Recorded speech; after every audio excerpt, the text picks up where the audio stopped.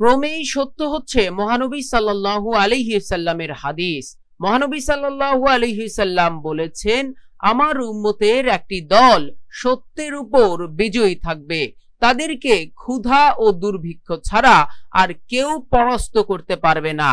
মুগীরা ইবনে শুবা রাদিয়াল্লাহু আনহু বর্ণনা করেন, নবী সাল্লাল্লাহু আলাইহি সাল্লামকে বলতে শুনেছি, আমার উম্মতের একটি দল সর্বদা মানুষের উপর বিজয়ী থাকবে যতদিন না কিয়ামত আসবে। আবু সালাবা আল খুশানি রাদিয়াল্লাহু আনহু বর্ণনা করেন, নবী করিম সাল্লাল্লাহু আলাইহি সাল্লাম বলেছেন, তোমাদের সামনে ধৈর্যের দিনগুলো রয়েছে, সেই দিনে ধৈর্য ধরা জ্বলন্ত অঙ্গার হাতে রাখার মতো। ইসলামিক স্কলাররা বলছেন, নবীজি সাল্লাল্লাহু আলাইহি সাল্লাম এর এসব হাদিসের অর্থ হলো, কিয়ামত পর্যন্ত মুসলিমদের মধ্যে এমন একটি দল থাকবে যারা সর্বদা সত্যের উপর প্রতিষ্ঠিত থাকবে এবং তাদের কেউ পরাস্ত করতে পারবে না, তবে তারা ক্ষুধা ও দুর্ভিক্ষের শিকার হতে পারে। এটি একটি গুরুত্বপূর্ণ ভবিষ্যৎবাণী যা মুসলিমদের জন্য সান্ত্বনা এবং অনুপ্রেরণার উৎস। মহানবী সাল্লাল্লাহু আলাইহি সাল্লামের ঘোষণায় এই সাহায্যপ্রাপ্ত দলের বৈশিষ্ট্যের প্রসঙ্গে বেশ কিছু সহিহ হাদিস নবী সাল্লাল্লাহু আলাইহি সাল্লাম থেকে বর্ণিত হয়েছে। তন্মধ্যে রয়েছে, মুয়াবিয়া রাদিয়াল্লাহু আনহু বলেন, নবী সাল্লাল্লাহু আলাইহি সাল্লামকে বলতে শুনেছি, আমার উম্মতের একটি দল সর্বদা আল্লাহর দ্বীনের উপর অবিচল থাকবে। যারা তাদেরকে সাহায্য করবে না কিংবা তাদের বিরোধিতা করবে, তারা তাদের কোনো প্রকার ক্ষতি করতে পারবে না, এমনকি আল্লাহর নির্দেশ অর্থাৎ কিয়ামত আসা পর্যন্ত তারা এ অবস্থায় থাকবে। উমর ইবনুল খাত্তাব রাদিয়াল্লাহু আনহু বর্ণনা করেন, রাসূলুল্লাহ সাল্লাল্লাহু আলাইহি সাল্লাম বলেছেন, আমার উম্মতের একটি দল সর্বদা হকের উপর বিজয়ী থাকবে কিয়ামত আসা পর্যন্ত। হযরত ইমরান ইবনে হুসাইন রাদিয়াল্লাহু আনহু থেকে বর্ণিত, তিনি বলেন, রাসূলুল্লাহ সাল্লাল্লাহু আলাইহি সাল্লাম বলেছেন, আমার উম্মতের একটি দল সর্বদা সত্যের পক্ষে লড়াই করবে, তারা তাদের প্রতি বিরূপ মনোভাব পোষণকারীদের উপর বিজয়ী থাকবে যতক্ষণ না পর্যন্ত শেষ ব্যক্তি মসিহ দাজ্জালের সাথে লড়াই করবে।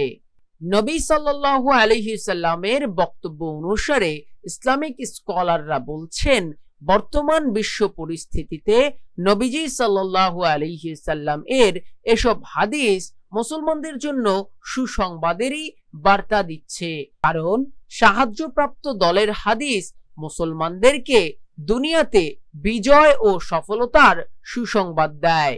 ইসলামিক স্কলারদের মতে নবীজি সাল্লাল্লাহু আলাইহি সাল্লাম এর হাদিস অনুসারে সেই সাহায্যপ্রাপ্ত দলের কিছু বৈশিষ্ট্য রয়েছে, যেমন এ দল সত্যের উপর থাকবে, তারা আল্লাহর নির্দেশের উপর অবিচল থাকবে এবং তারা দ্বীনের উপর থাকবে। এই কথাগুলোর সম্মিলিত নির্দেশনা হলো তারা সেই সঠিক দ্বীনের উপর অবিচল থাকবে যেটা নিয়ে প্রেরিত হয়েছেন মুহাম্মদ সাল্লাল্লাহু আলাইহি সাল্লাম।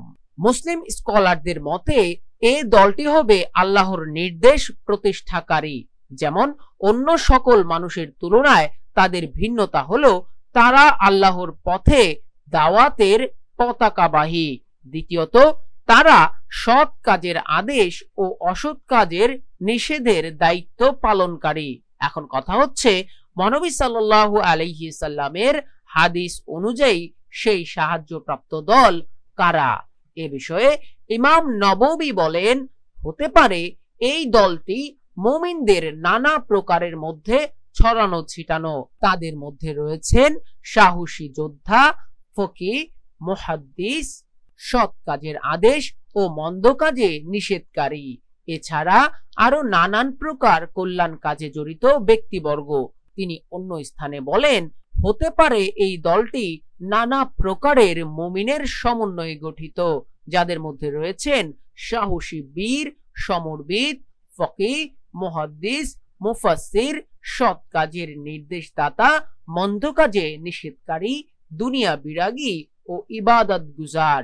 এ বিষয়ে বিস্তারিত আলোচনা করে ইবনে হাজার রাহিমাহুল্লাহ বলেন, তারা সবাই এক দেশে একত্রিত হবে এমন কোনো আবশ্যকতা নেই, বরং তারা একটি স্থানে থাকতে পারে, আবার পৃথিবীর বিভিন্ন স্থানে ছড়িয়ে ছিটিয়ে থাকতে পারে। তারা এক দেশে থাকতে পারে, আবার কোনো দেশের কিছু অংশ থেকে অন্যান্য অংশে নাও থাকতে পারে। এমনও হতে পারে এক এক করে পুরো জমিন তাদের থেকে খালি হয়ে যাবে, শেষ পর্যন্ত মাত্র এক দেশে একটি মাত্র দল থাকবে। তারা বিলুপ্ত হয়ে গেলেই আল্লাহর নির্দেশ কিয়ামত আসবে।